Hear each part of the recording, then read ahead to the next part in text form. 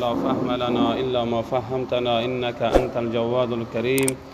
رب اشرح لي صدري ويسر لي أمري واحلل عقدة من لساني يفقه قولي. ربي زدني علما. بحث قبلی ما شما در مورد لحظات مرگ انسان چه احساسی می داشته باشد اشاره شد. عنوان امروزی ما شما هست آخرین تلاش شیطان در لحظات مرگ. شیطان دشمن آشکارای ما شما هست و ما شما را دشمن همیشگی خود می داند و با ما شما مقابله می کند. ان الشیطان لکم عدو فاتخذوه عدوا. شیطان دشمن آشکارای شما هست و شما او را به عنوان شیطان هم به عنوان دشمن هم قبول کنین. ایمی شیطانی که دشمن ما شما هست تا آخرین لحظه های زندگی هم اینها ما شما را ماندنی نیست. تا آخرین نفس هایی که ما میکشیم اینها ما را ماندنی نیست و در مقابل ما در کمین ما می باشد.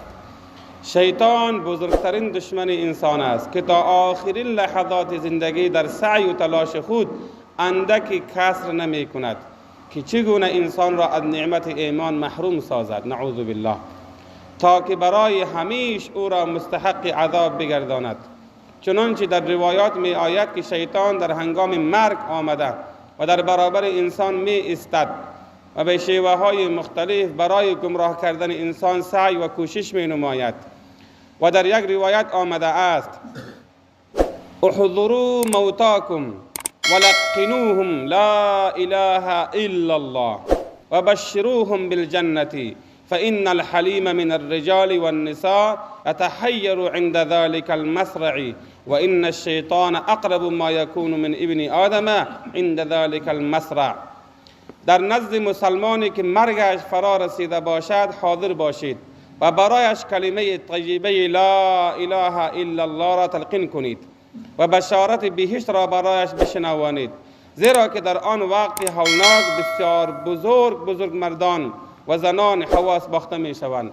هر چندی که قوی باشی، هر چندی که هوشمند باشی، لیکن سختی لحظات مرگ همه را از تو دور می کند و هیچ چیز به پیش تو نمی باشد. آنجاست که تو خیلی حواس باخته پریشان هستی و آن لحظه های خطرناکی هست که شیطان در کمین تو استاده هست و داره تو را نعوذ بالله چی می کند؟ گمراه می کند.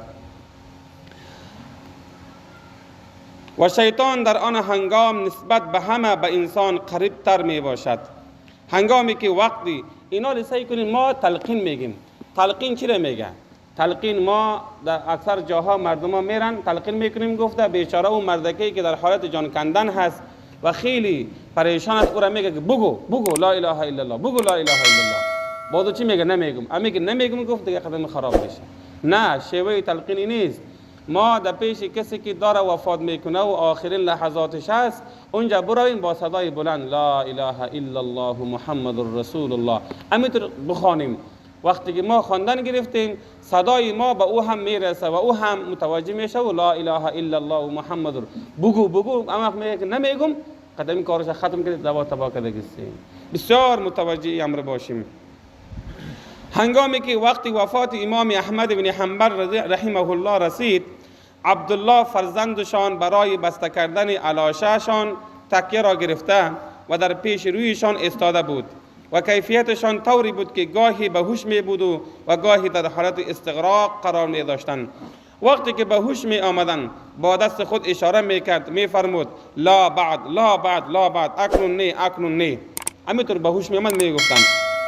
وقتی که چندین مراتب چنین گفتند، صاحب زادشان پرسید پدر جان این چی میگویید؟ ایشان جواب دادند که شیطان در برابر من استاده است و انگشتانش را در دندانهایش نهاده می فشارد و میگوید که افسوس احمد تو از دست من نجات یافتی. همینطور میگونه همینطور نوش جان که از دست من چی کردی؟ وفات یافته. گفته علیه حضرت امام احمد ابن حنبل چی میگونه؟ همینطور به اصطلاح